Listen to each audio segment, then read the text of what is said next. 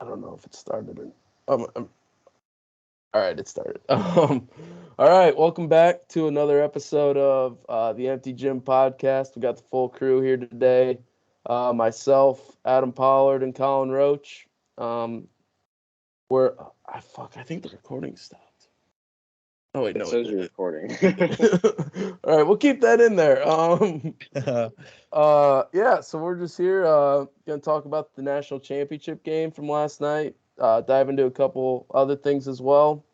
So without further ado, let's just kick it right off.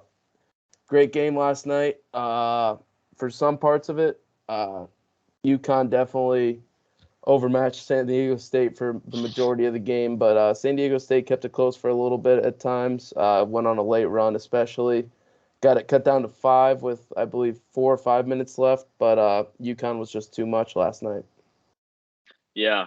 Like I said, after they brought it to 5, UConn went on a 9-0 run and kind of just put the game out of reach, went up 14. And after that, it was all UConn like the rest of the game was. You had 19 points and 10 boards from Tristan Newton and 17 and 10 for the Final Four most outstanding player of UConn and Adama Sanogo. So, yeah, pretty dominant run all around, whole tournament, national championship game, everything included for UConn.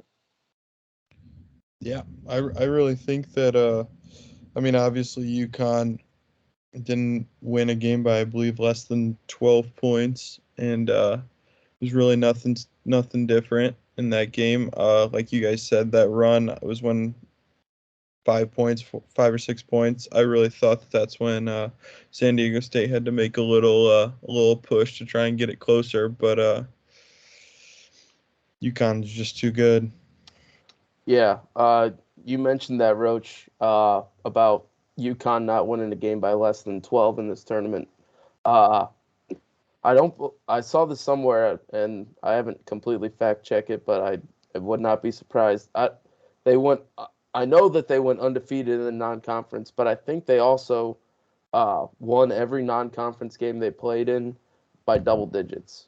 Uh, so like, let's talk more about the game, but that I just thought was an insane stat too. But yeah, like I said, San Diego State's offense goes on 4 separate 3+ minute droughts, and going up against a UConn team like they've been playing most of the year, that just was not really sustainable for them. Yeah, I mean, for San Diego State, some things that really kind of killed them in this game. They had 4 field goal droughts of 4+ minutes in that game. They were not able to contain the inside with Sanogo, Klingon, or the perimeter shooting that UConn had, and they only had 12 field goals and 4 assists through 30 minutes of the game. So if you have those kind of numbers, you're not going to beat a team like UConn, especially how they have been playing in the tournament. Yeah, I remember the one stat that stood out to me the most. Kind of Amber Alert. The one stat that stood out to me the most I remember was I believe it was about a minute into the second half. I remember who it was, Butler or Bradley. One of them made a layup for San Diego State, and it came up on the bottom of the screen. It said first May layup of the game for San Diego State, and I just thought that was mind blowing how they could go a whole half and not make a single layup. And I did feel like I know San Diego State coming into this game was like all praise for if they're gonna keep this game close, it's got to be defense, defense, defense. But people really overlooked UConn's defense. UConn's defense is really, really good too. But the one thing I wanted to point out, I don't know how early you guys watch. I think it was like 15 minutes into before the game started on the broadcast. They were talking about how UConn in the tournament was like plus 103, I think, uh point advantage, and San Diego State had won their last 2 games by a total of 3 points. I thought that was crazy. It's Yeah, just a tale of two different teams. yeah. SDSU was definitely more so of especially in the last 2 games, and even like that first one. We like Adam. We talked about it on Sunday, previewing this game. They almost lost to Charleston. It was pretty close for a second there. And then, like you said, Roach, these last two games, only or the Final Four game in the Elite Eight, only won them by a combined 3 points, I think you said. But yeah, it's just UConn just dominated this whole tournament, dominated everyone outside of the Big East. So I will clump Butler into that Big East as being a team that is in the best conference in the country. And I would encourage all transfers out there listening to this podcast to join us here in Indianapolis and build something special with Coach Mata. But to get off that for a second, get back to the game. You mentioned, Adam, I believe, Sonogo, most outstanding player, 17 points, 10 rebounds. I think it should have been Tristan Newton, personally. But Sonogo, I have no quarrels there with giving it to him. Yeah, the only thing I was thinking that too, that they were going to give it to Tristan Newton. The only thing that I feel like Sonogo put him over that would be the Final Four game against Miami and just him in the tournament in general. But Yeah. Newton had a couple of turnovers. He had like 4 or 5 turnovers, and there were a couple of possessions in a row where he was he got the ball, he got his pocket picked, he had some couple bad passes. But at the start of the game, really, San Diego State hit those 2 like really tough threes. I think Lamont Butler hit that deep one, and then I can't remember who hit that corner 3. Corner 3, shout out Peter Griffin. But yeah, when they went up like 10-6 or something like that, and I was like, wow, I mean, if San Diego State could hit these threes like they have been, UConn could be in a little trouble.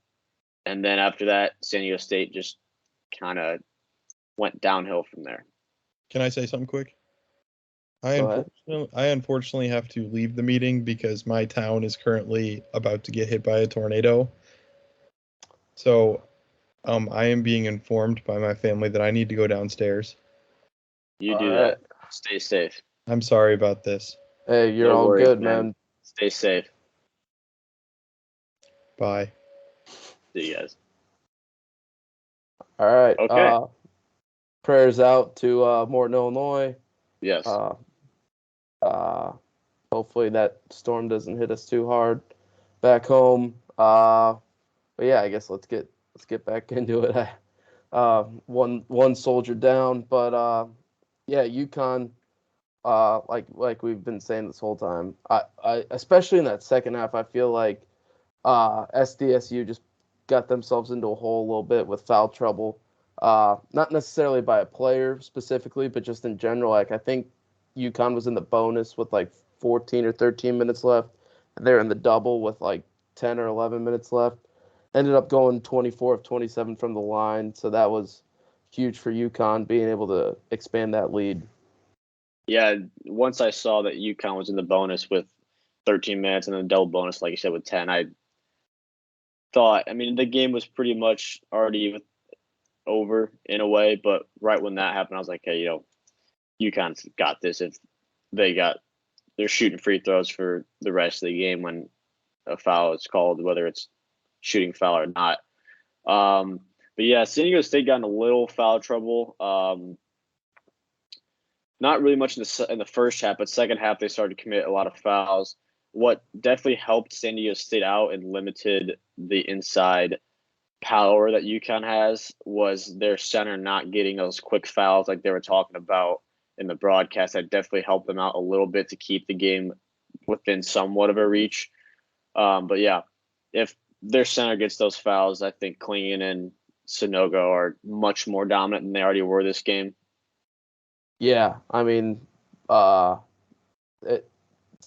Diego State was coming in kind of undersized a little bit. I mean, Sonogo, I know he's only 6'9", but he's kind of similar to Sheboy in a way where he plays like he's 7 foot or even more than that almost, just with how physical he is and how dominant he is.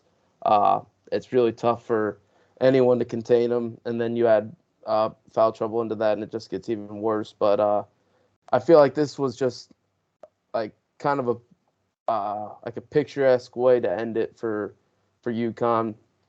Just went with the storyline all year long, especially all tournament long, with just how dominant they've been.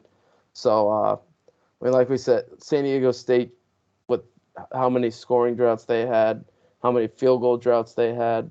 Uh, they did have that 9-0 run in like middle to like 7 minutes left in the second half. That kind of made you think there's a chance for them to come back, but it just felt like it was all UConn in this one. But yeah, I mean, great games from Sonogo, and Tristan Newton really helped push that over the edge for him. Hawkins had a pretty good game as well. I believe he ended with 16, if I remember right. So, I mean, that UConn's just got a full squad around them. But yeah, this seems like a program that's kind of back on track to what they're usually being.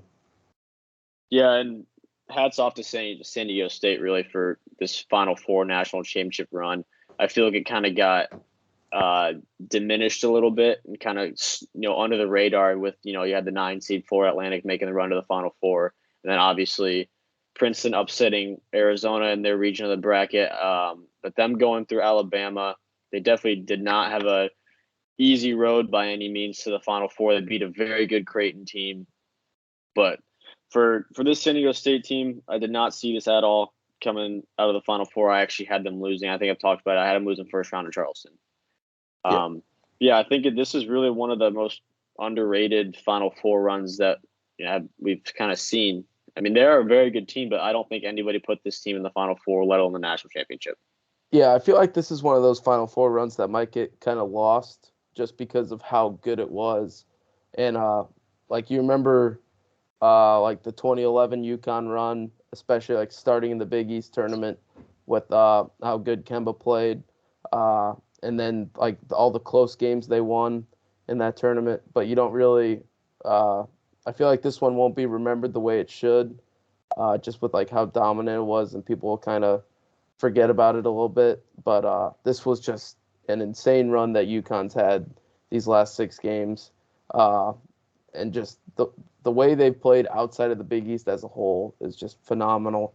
So yeah, it'll be interesting to see how many guys UConn brings back between the draft and potentially the portal, which I'll touch on in a minute when we get to that. But yeah, this is a UConn team that just looked like the best team in the country in the months of November, December, March, and especially April. So it's just been a UConn team that I feel like will be remembered, especially in Connecticut, but should be remembered more out in other parts of the country for just how good they were. Yeah, and it's kind of a underrated. I know the stats been flying around that UConn has 5 national championships in the last 25 years. The only closest are 3 with Duke and UNC. So UConn's they've had their down years, but I mean the last 25 years they've been very dominant. To win 5 out of the last 25 national championships is pretty crazy. Yeah, they've had a very weird kind of run these last 25 years where it feels like it's been almost at the top of the bottom. Like there was several years uh, after that 2014 championship when Kevin Ollie was at the helm, and things just did not look good for a long time for UConn. And I feel like a lot of that, honestly, was going to the AAC and getting out of the Big East. I feel like now that they're back in the Big East and back in a Power 6 conference, that's helped them a ton in terms of like recruiting, helps them a ton financially with the bigger TV contracts that a conference like the Big East attracts instead of the AAC. So I feel like now getting big UConn back in the Big East will help them a ton in their future.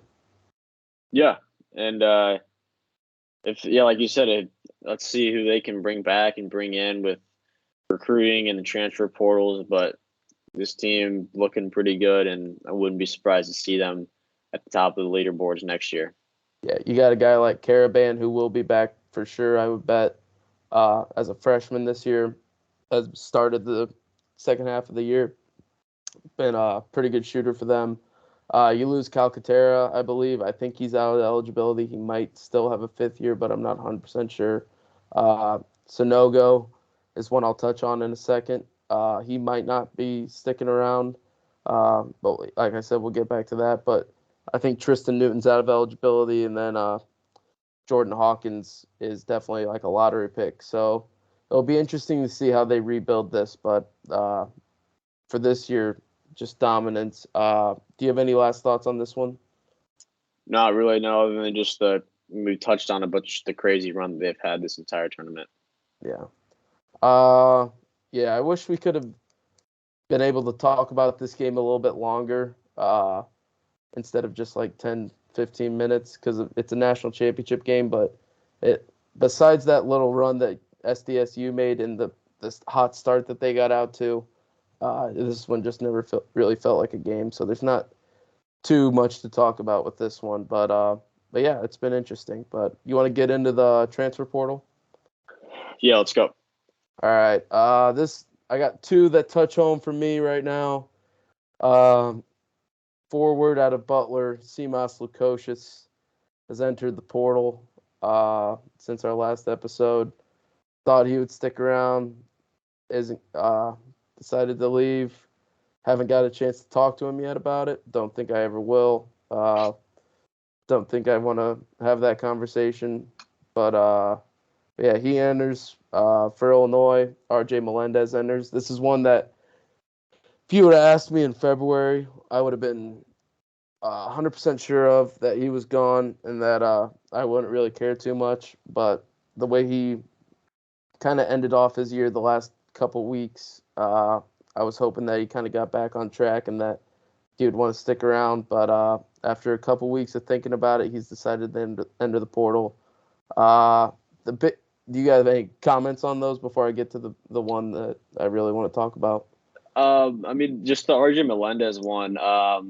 Yeah, like you said, if it kind of seemed in February like he would be out.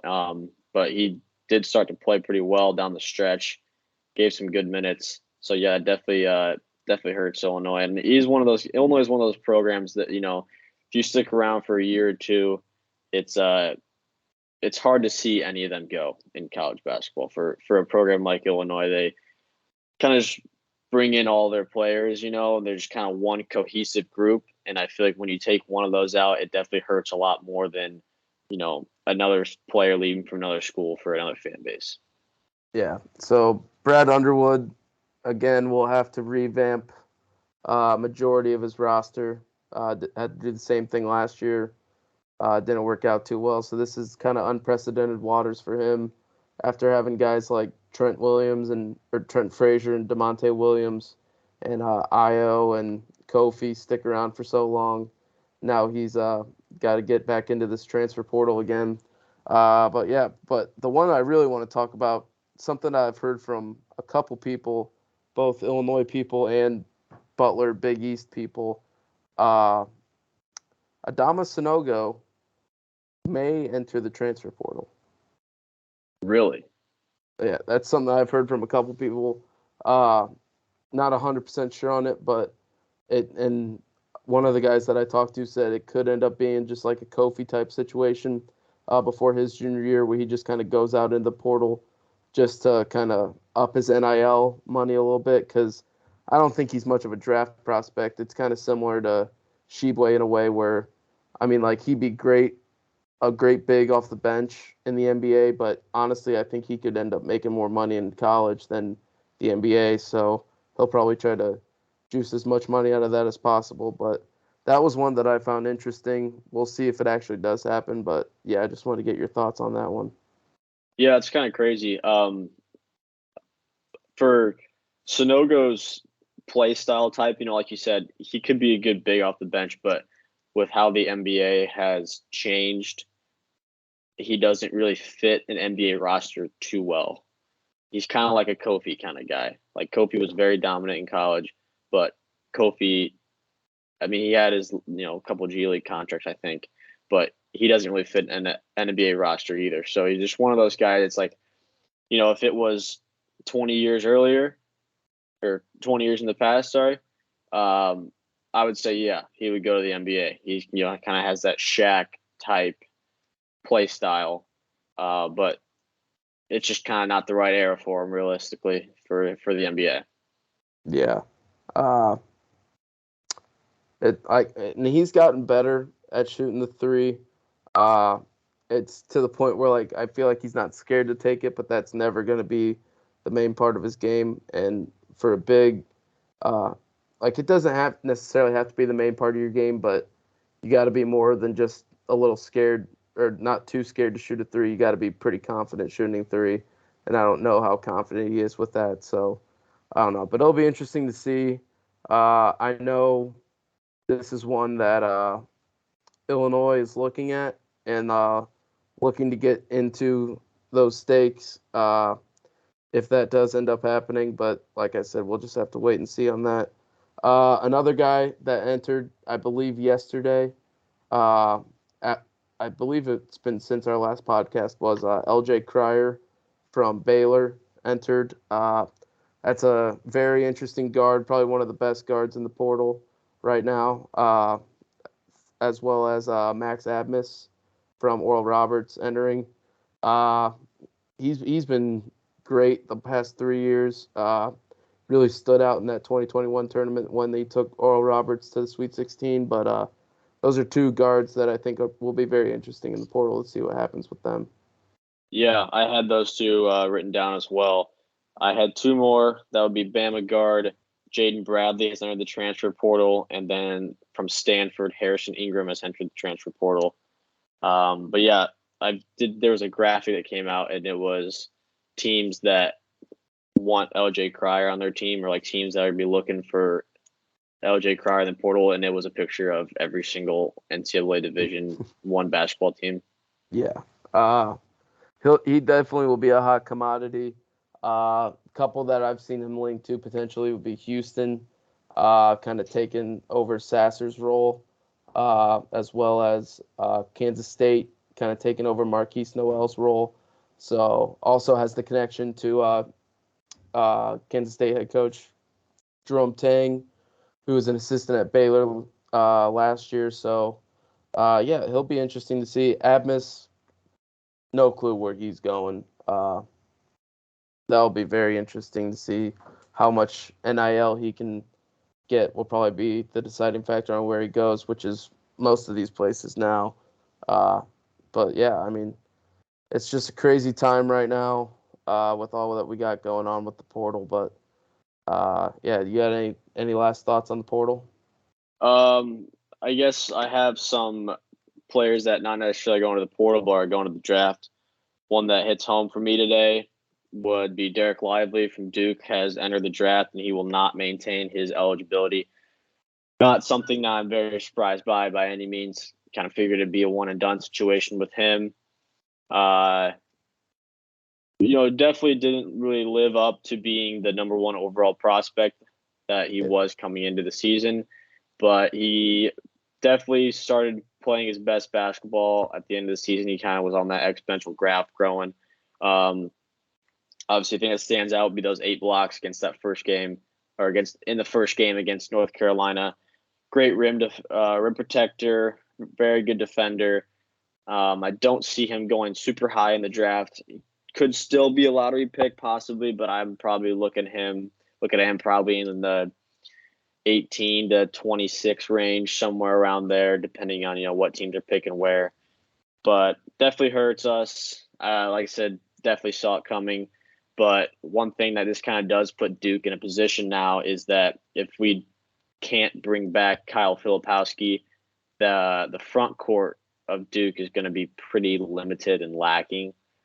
But I mean, with the strong backcourt that we have, we could be seeing a very, very strong backcourt and a very limited and thin front court. So hopefully the Blue Devils can pull back Filipowski.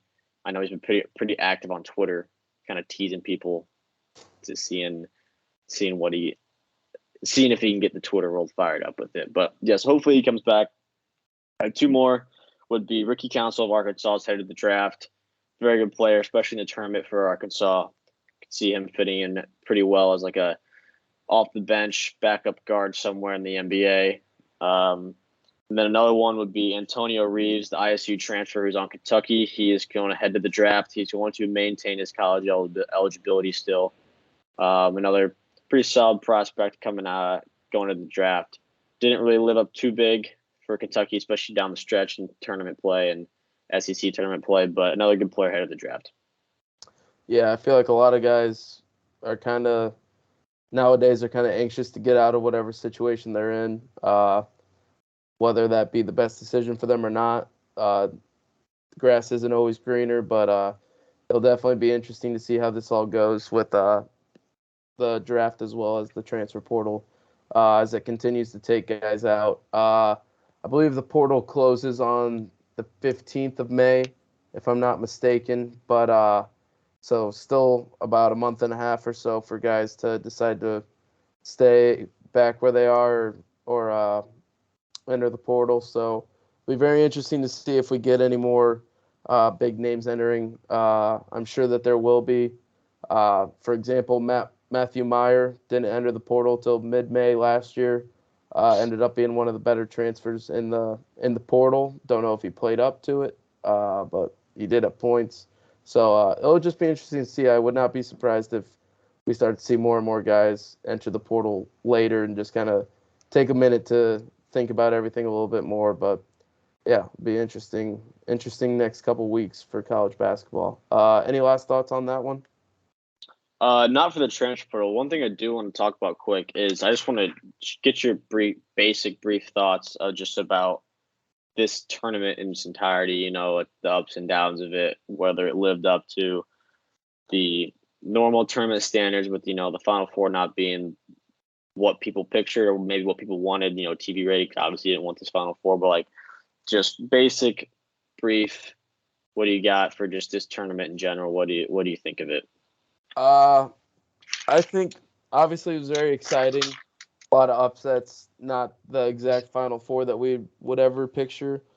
Very similar to like a 2011 Final Four, with like VCU and Butler ending up there. That kind of felt like San Diego State and FAU. So very weird, very entertaining for probably the average fan to see all those upsets. But at the same time, like you don't want it to go exactly chalk, but you want good games at the end of the year. And like they were good games, but you also want to see it against the teams that have been good all year. And not to take away from FAU, because they were obviously like 31-3 entering the tournament. So not saying they're a bad team by any stretch of the imagination, but this is like it's always a little bit more fun to see as many upsets as possible while also maintaining like ones and twos and threes in the Final Four. Yeah. So it's kind of you give and you take a little bit, but I loved it. I love it every year. Got one shining moment last night, was obviously fantastic. Great video. I love it. Great video. But yeah, I mean, like it's like I said, it's kind of a give and take. Like it was awesome seeing all those upsets. It was awesome seeing some great teams who felt a little underseeded go past those expectations that they got. But would have been kind of fun to see like an Alabama versus Houston Final Four, where or that would have been the national championship, I think. Yeah, based on where they were in the brackets. Yeah, like an Alabama Houston national championship would have been insane to see with the high power offense that Alabama had against the crazy defense that Houston had. But you know, I'm never going to complain once about an NCAA tournament, especially after 2020. Yeah. I do have some quick little stats here for you from Ken Palm about just the tournament in general. So the highest scoring team in the tournament would be Gonzaga, lowest scoring being Northwestern. Not really too surprised there. The fastest team would be Arizona, slowest team Virginia. Once again, not surprised there. Best free throw shooting team would be Texas A&M Corpus Christi. How about that? Wow. Worst free throw shooting team would be Colgate, and they are also the best three-point shooting team. The worst three-point shooting team would be Texas Southern. Most experienced, Penn State. Least experienced, Fairleigh Dickinson. Tallest team, Duke. Shortest team, Fairleigh Dickinson. The deepest benches were a tie with TCU and Florida Atlantic, and the thinnest bench was Kansas. Can't really say I'm too surprised by much of these here. But Yeah. just kind of interesting to see all those stats kind of, pumped out at the end of the tournament. Yeah, Ken Palm definitely does some awesome stuff. From about October to right now, I'm pretty much obsessed with it, and it's just a constant tab on my Google Chrome. So, love the stuff that they put out. But, you got any last thoughts on that, or you want to go to coaching carousel? Let's go. All right, another one that hits home to me. Butler assistant Kevin Kuick. This was like a week ago now, so it's been a while. But heading to Army to become the head coach there. Super excited for him. It's going to be a great opportunity. This is now 2 coaches that I've worked for as assistants that now have gotten head coaching jobs between him and David Ragland, who's now down at University of Evansville. So excited for those guys. But another one that I thought was very interesting, that is not even a head coach, is an assistant coach, is Mike Jones, former Virginia Tech head or assistant coach, hired at Maryland. And I don't believe it's a coincidence. Yeah, I mean, he's a very good coach anyways, but formerly the DeMatha head coach out in the DMV area. Obviously, that helps Maryland a lot with their DMV connections. But the former head coach of transfer portal big Hunter Dickinson. Interesting. So that Okay. Maryland's been one that's been linked to Dickinson for a while, and now you got this added on. It seems like that's probably the front runner for him to end up. Not by any means saying that he's going to end up there, because I'm sure just about every team in the country is going after him. But just another interesting little tidbit for the Hunter Dickinson decision. Yeah, that would be pretty crazy to see. Like I said, I don't think that's a coincidence whatsoever. Yeah, I mean, like I said, he's a phenomenal assistant coach, one of the best in the game. Has fantastic recruiting ties to the D.C. area, Maryland area, Virginia area. So, and that's a spot that Kevin Willard has said many times that he wants to kind of recruit more and focus in on more. So definitely not just the only reason he was hired, but I feel like that definitely had something to do with it. But you got any more coaching carousel stuff? I know I don't. Texas Tech hired a new coach in the last couple days. Trying to think of any other big programs that had, but I don't. I didn't really see too much. Yeah, I think that's I'm sure, like the portal. Now the tournament's being over, you'll see a lot more of this stuff kind of come into open. And the big thing too is you start to see assistants kind of go new places now a lot. Whether that be them getting head coaching jobs or moving up, or moving up into higher level jobs, or a new head coach gets hired and he takes an assistant from somewhere else, and that kind of scrambles everything. So I feel like the head coaching carousel is kind of coming to an end a little bit, but that's right when the assistant one starts to ramp up, which is very interesting to watch around too. But I guess, should we get to awards? Yeah, let's go. All right. So first, the Bob Huggins Award. Do you have the winners from last week? Yeah, I do. I do have the winners. So for last episode's awards for the Bob Huggins Try Award, the winner of that one would be Caitlin Clark and the Iowa women's basketball team. So yeah, hats off to you guys, Caitlin Clark and company. Great trophy to get. Great trophy to get. Not the national championship trophy, but it is the Bob Huggins Try Award trophy, which is somewhat, like we talked about, they go hand in hand. It's hard to pick. It's hard to pick. For the Rick Pitino Mail-In Award, I had my good buddy LeBron James with his tweet saying that he is not going to pay the $5. He ain't paying it. So hats off to you, LeBron. For the Mark Few Reckless Activity Award, the winner of that was Kim Mulkey for basically shoving a ref on the sidelines and not getting a foul call for it. So congrats, Kim. I do also while we're talking results, I have the results of the March Madness team draft. Oh yeah. Team Hobson took it down with 67% of the votes. So congratulations to Team Hobson. I actually voted for you. I didn't vote at all. I felt like it was it's the word I'm looking for. Conflict of interest. Conflict of interest. That's what I'm looking for. Yeah, I felt like it was conflict of interest. I didn't. Usually, I think like when I think mine is better, I don't vote for it. But I thought yours was exponentially better than mine, so I voted for yours. But Well, thank you. I think that might be my only vote. I think there was 3 total votes, and you got 2 of them. And you gonna didn't even vote for yourself. keep working to get those up. Exactly. Get those viewers up. Get those votes up. Follow the Twitter. Shout out Connor Turnbull, freshman, now gonna be sophomore center for the Butler Bulldogs. He listened to the podcast last night or 2 nights ago for the first time because I just realized that I wasn't following him on Instagram all season. So I followed him and he followed me back and then saw it on my story and said he gave it a listen. So Connor, if you're listening to this one, shout out you. He says he wants to come on the pod. I was going to say, if he wants to come on the pod, let's go.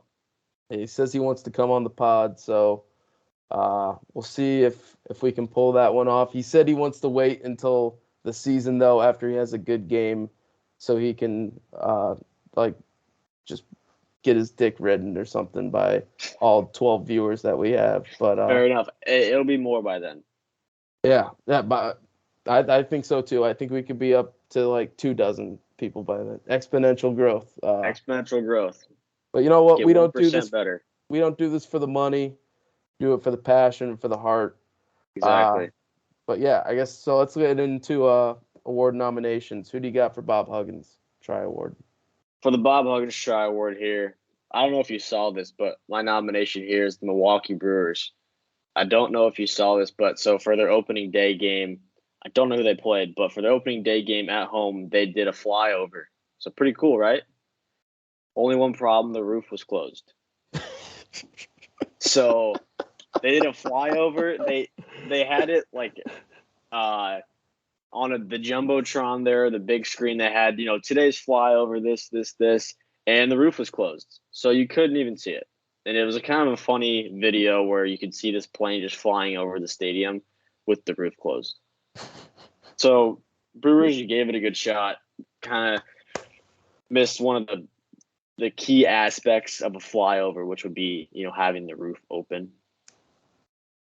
Yeah, that's awesome. I don't really like my nomination anymore going up against that, but I'll give it a shot.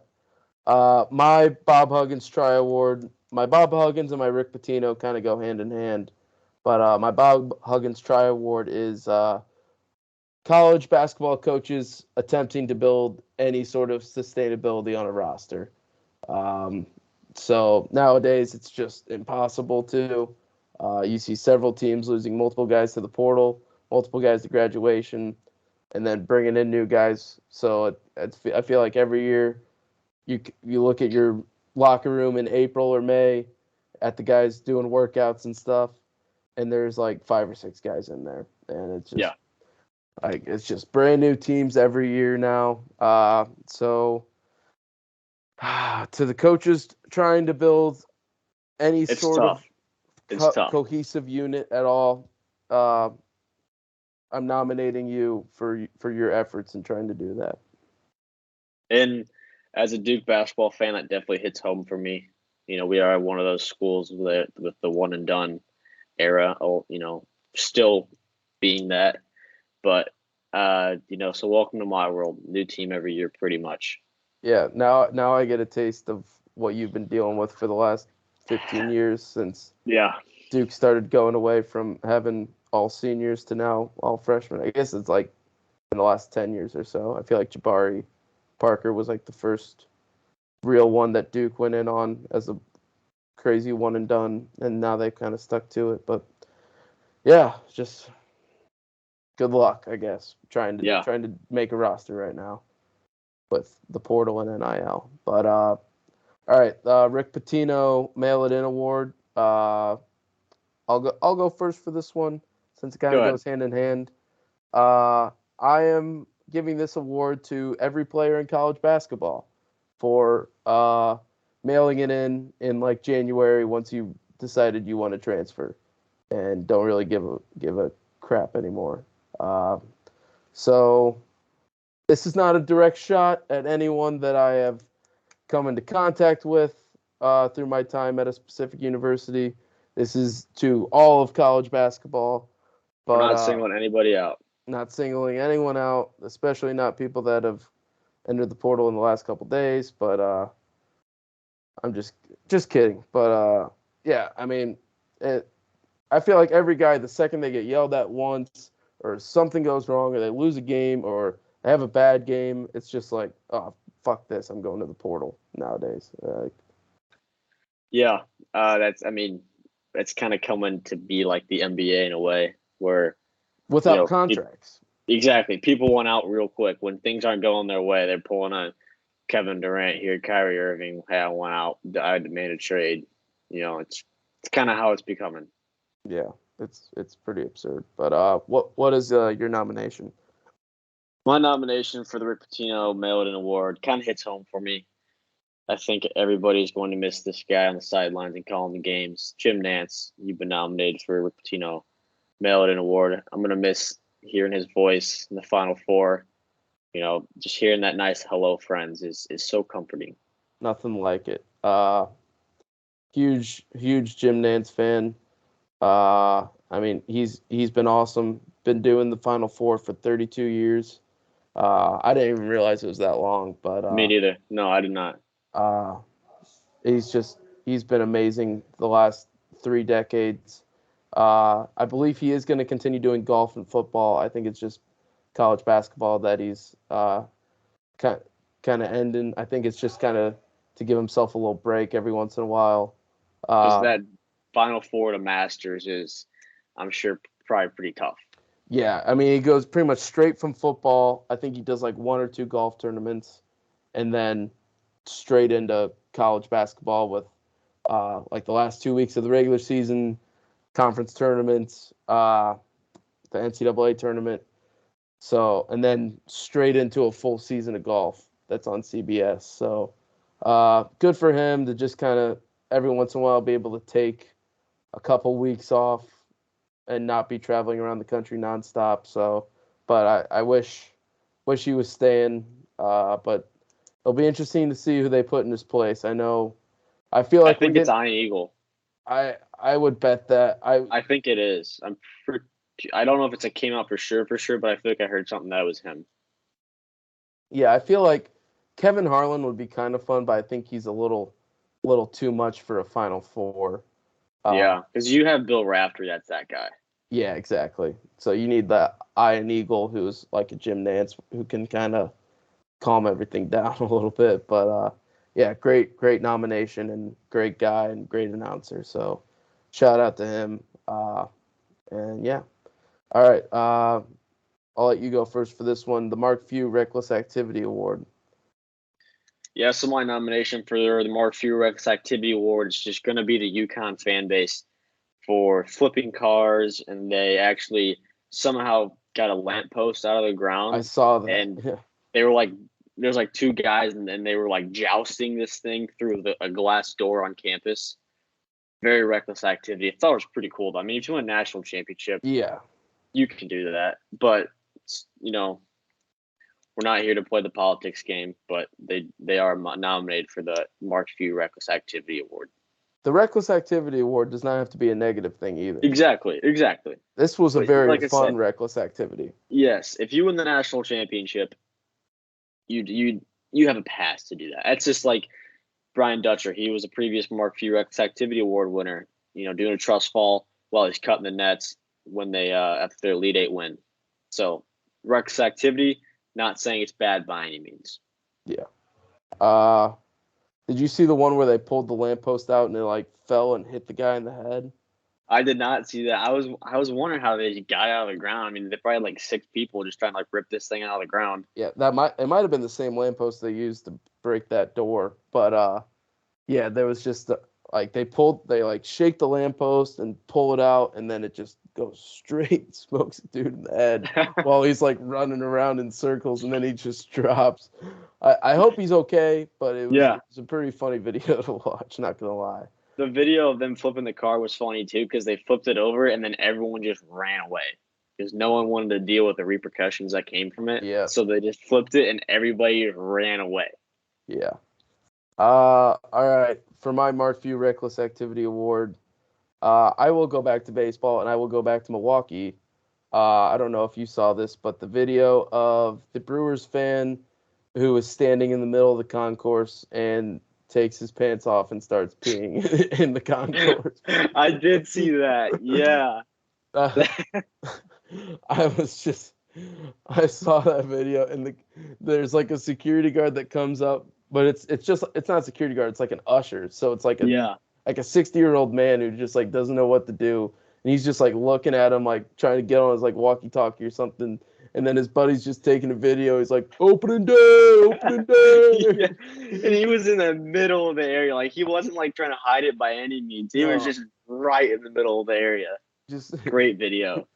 Awesome video. But that felt pretty reckless to me. So that's my Mark Few Reckless Activity. That is a great nomination. Maybe the Brewers can go 2 for 3 on the awards. That'd be pretty remarkable. Cool.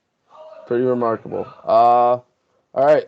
I guess let's end it up with a program update. From now on, now that the tournament's over, we're gonna try to get back on a regular schedule. We'll be back tomorrow with a Masters preview. Hopefully, it's all three of us if we can work out a time. Plus, we have a special guest. Adam, do you want to talk about our guest? Yeah. So the guest that we're gonna have on is a buddy of mine. I've met out here. His name's Max Callerman. He plays golf at a community college here in Arizona. Knows his stuff pretty well, and I'm pretty excited to have him on. I feel like he can bring a lot to the world of golf, even though we already have Colin with us. I'm a pretty casual golf fan. I do golf a lot, but I don't know the ins and outs of golf like he does. So I think he'll be a good addition, and you'll bring some good content for us. Yeah, I feel like me and you are kind of on the same wavelength. Like we kind of know what's going on and got a pretty good idea of it. Like I'd say we're smarter than the average person who just is watching the PGA, but definitely not as smart as those two. So hopefully we can make it work to get all three of us on for that, plus the guest, and that'll be pretty fun. I'm sure me and you will kind of take a back seat for that one and let Roach and Max kind of take it away, but we'll chime in with what we got. Exactly. But yeah, so starting tomorrow, we're gonna try and get back on a regular schedule. Planning on every Wednesday and Sunday night. Get these out, so probably gonna see it on Monday and Thursday mornings. So start off your week with the Empty Gym podcast, and then get one in the middle of the week. But yeah, I think that's about all I got. Do you got anything else? I don't know. I'm just we finished day one. Well, almost. We're almost done with day one of 214 of days without college basketball. So it'll be a long road ahead of us, but it'll be here before we know it. Yeah, it'll be feast week. I'm excited. We got all kinds of things like the portal and everything going on with that to keep us satisfied till then. But I guess another program update. We're gonna try do our best to get these up on YouTube as well.